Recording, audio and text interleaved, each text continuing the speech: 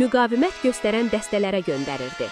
Nüfuzu o qədər böyük idi ki, Tiflisdəki qubernatorun yerli polis sisteminə onun olduğu əraziyə qarışmamaq barədə göstəriş verdiyi deyilir. Şəkər bəy öldürüləndə oğlu Cəlal cəmi 15 yaşında idi. Bəs Gəray bəy niyə belə bir insanın oğlunu öldürürdü? Əslində onun Cəlalı öldürmək niyyəti yox idi. Filmdə Gizirlə dialoqunda da bu açıq hiss olunur.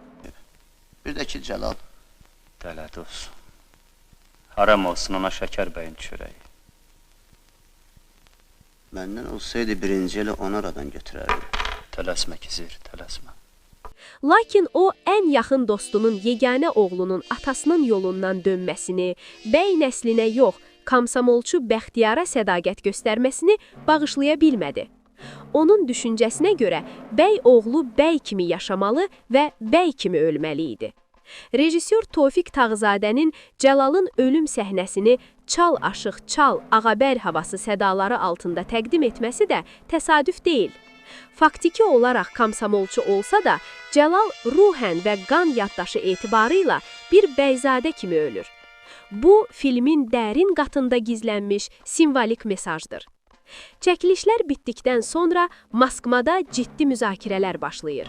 Sovet kino dairələri rejissoru ittiham edərək bəzi epizodların The Magnificent Seven filminə bənzədiyini deyirdilər. Tofiq Tağızadənin cavabı isə qısa və qəti olur. Azərbaycan bəyləri Cıdır düzündə at çapanda hələ Amerikalılar yox idi. Filmin təqdimatı zamanı isə daha ciddi etiraz səslənir. Sovet kino rəhbərliyi son səhnənin dəyişdirilməsini tələb edir. Güya Cəlal Gəray bəyi öldürməli idi.